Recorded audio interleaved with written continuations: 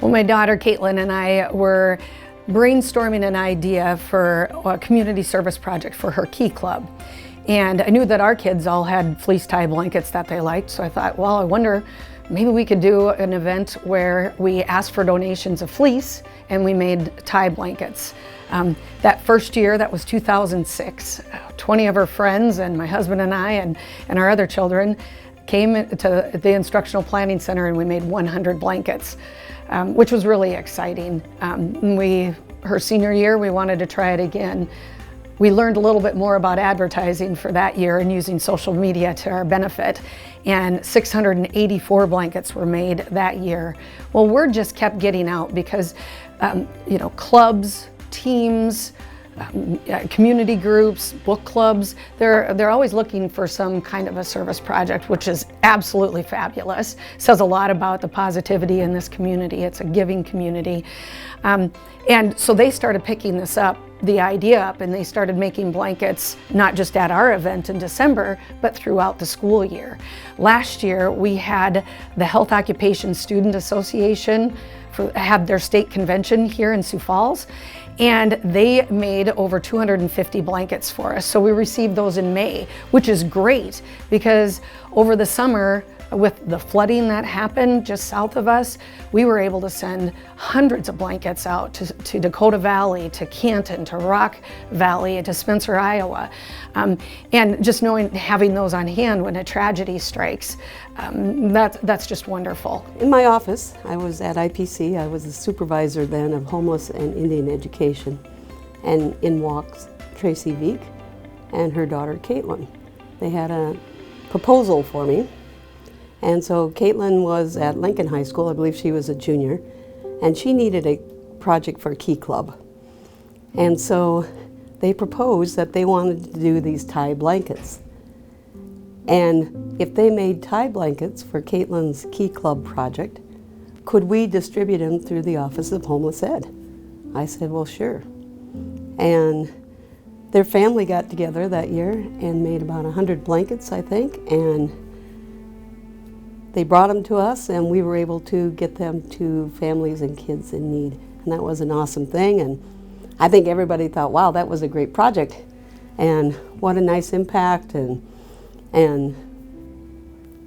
had no idea that from those humble beginnings will become something as incredible as it is now.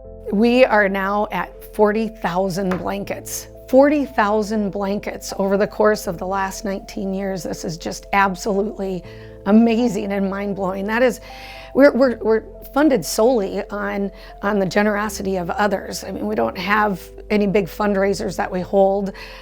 We just have great, generous folks around our community that will donate funds or fleece or just completed blankets, and that's how it operates. And 40,000 blankets. That means that's 40,000 lives that were impacted, with a little comfort and warmth of a blanket. When we originally started this project, it was for the students who were classified as homeless in the Sioux Falls School District. And the first year we made 100 blankets, but there were over 1,000 kids identified as homeless according to the McKinney-Vento Act. And so our goal was always to get to 1,000 blankets each year.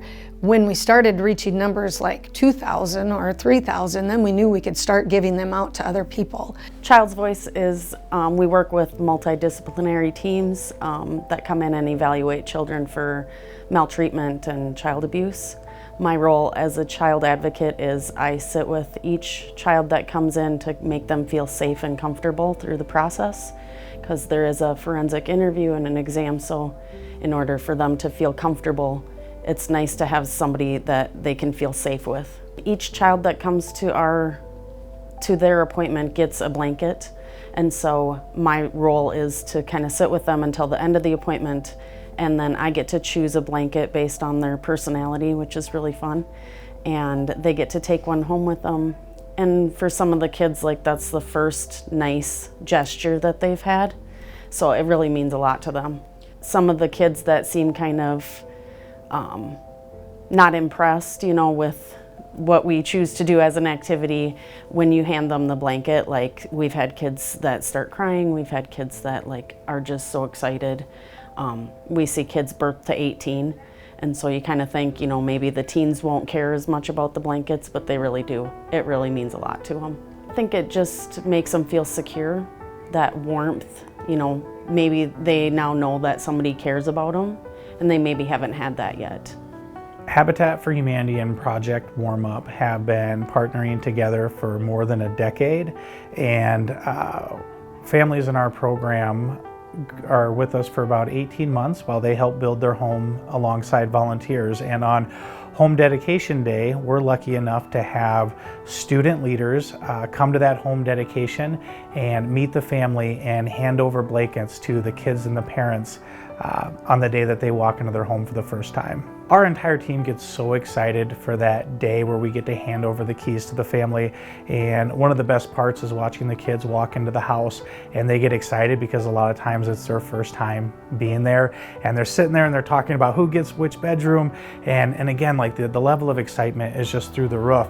And then in addition, you have these other students coming in from the school district and giving them something that has been specifically made for them, and the smile across their face, you know, when they're getting their new bedroom and they're getting like this nice warm comfort item that somebody made specifically for them, it's just an amazing experience. We are an incentive and education-based program for the limited income pregnant women here in Sioux Falls. We have, over the last 28 years, served about 35,000 individuals that are in our community. Project Warm Up. What a wonderful program that has helped our moms and our babies so many times over the years. We are a program that is encouraging our moms to make healthy lifestyle choices, but we are always offering items for our moms for free in our entryway. And Project Warm Up is one of those things. We always want our moms to have things to help keep their babies warm and offer that security for their children, and that just things that their moms can use to hold their children, keep their babies warm, satisfy that extra need if they're on their floor in their apartment or anything like that. And Project Warm Up has met that need for our program countless times. If we are ever out of blankets, all I have to do is make that call or send that email and run over here and pick up blankets that will satisfy that need for our program and for our moms and our children. We have blankets that our grandma, our children's grandma made, that we have held on to and that we still have, that our kids held on to all of that time. And that's what we encourage our moms to do, is to have that one blanket that their kids, and that is that security for their children. And so that's what we encourage our moms to have, is that one blanket that will be that security blanket that their child, whether they are moving from place to place, whether they are, sadly, sometimes relationships are changing in their lives. Sadly, sometimes they are in different circumstances in their lives. And so we are strongly encouraging them to have that one blanket that as their child grows up and gets older, that they will have that same blanket that they will carry with them for the longest period of time. And so that's what we use these blankets for, is to tell our parents to continue using those blankets as the security blanket for their child as they get older. And that's what we use them for. And that's what we tell our moms and dads to use them for too. We recently had a parent who passed away, and we were able to give her children blankets, something to just provide a little comfort and warmth to them.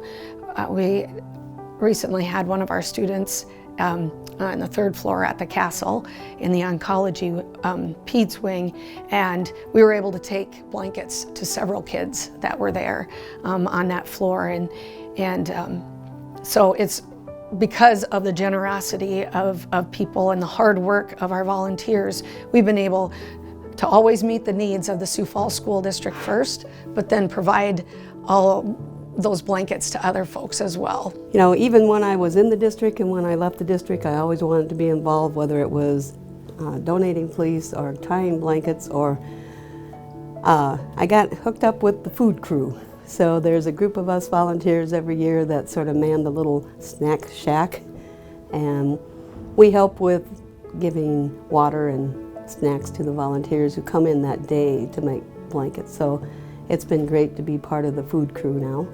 And I'm retired and sitting on the Sioux Falls School Board. So one of my committee assignments now is to be on the McKinney-Vento Education Board. And so I feel like I've kind of come full circle in a sense. You know, the commercials on TV that say it's priceless, that's kind of what it is, because Tracy likes to say that a child is wrapped up in love and a warm hug, and that's really what it is. When I was superintendent at Trip Delmont, we had a tornado that came through on Mother's Day and basically wiped out the town of Delmont. And I was here and getting ready to sit down with my family and have Mother's Day dinner when I got a phone call from the president of our TD school board who says, "Have you seen the news?" I said, "No, you better turn on TV."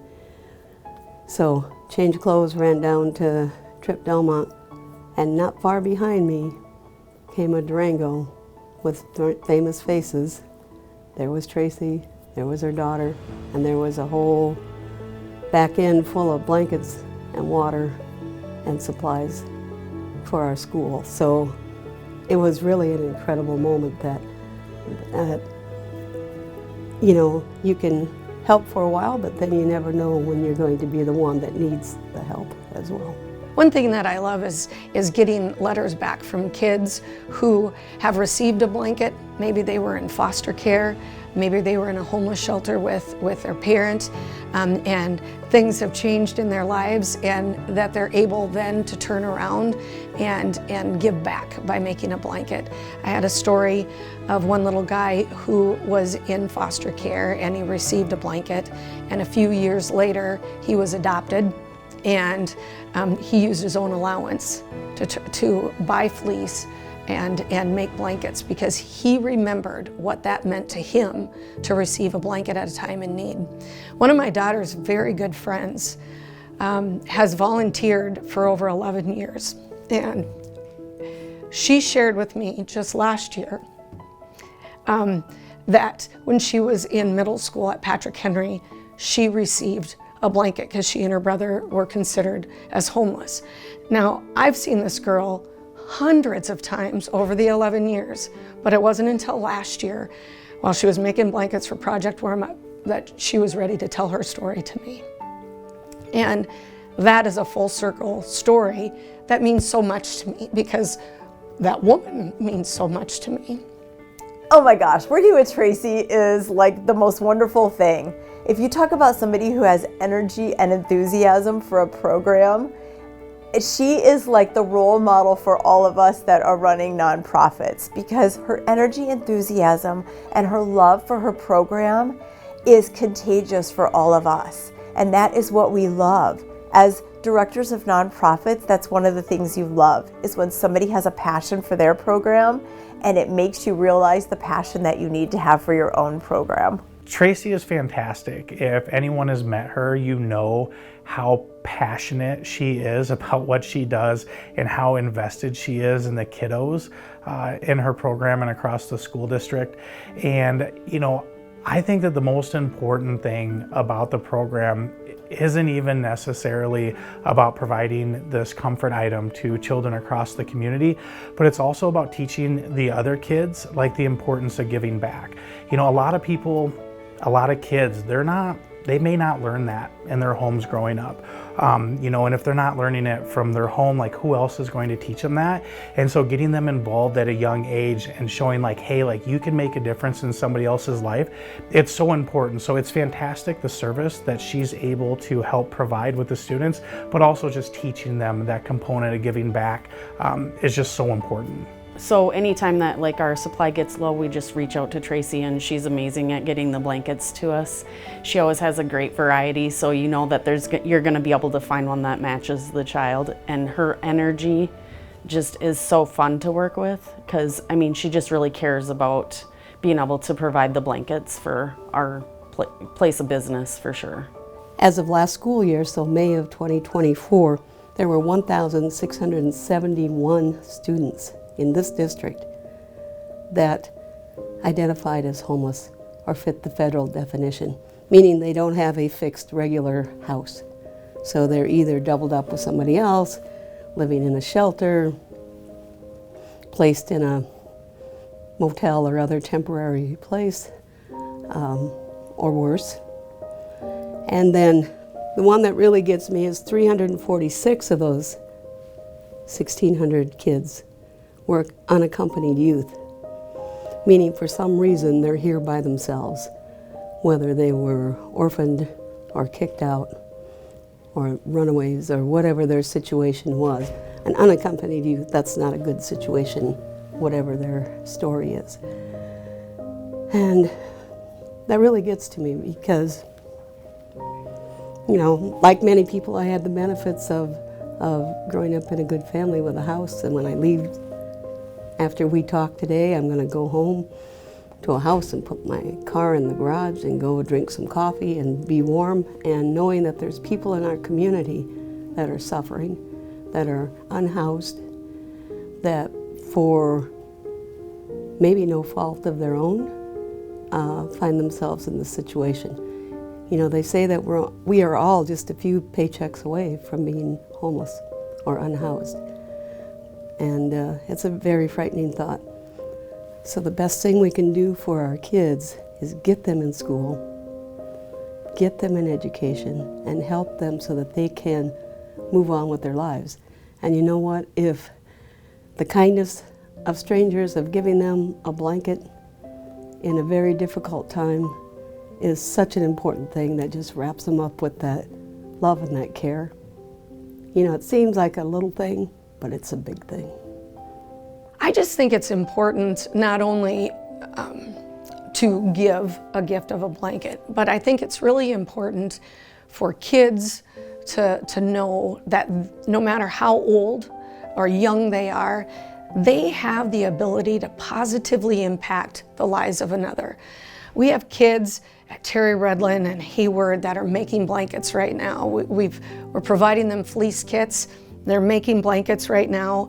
They're going to give those back to others, and they very well may receive them too. But they know that something that they did with their own hands is going to make a positive impact or provide a little warmth and comfort to somebody else. I think that's important. If we can teach young kids that they can make a difference in lives and continue to foster that, just think of what this community could turn into, what our world could turn into, because we all do have that ability to positively impact others. Another important thing that this program does is that it shows kids and it shows families that there are other people out there in their community that care about them.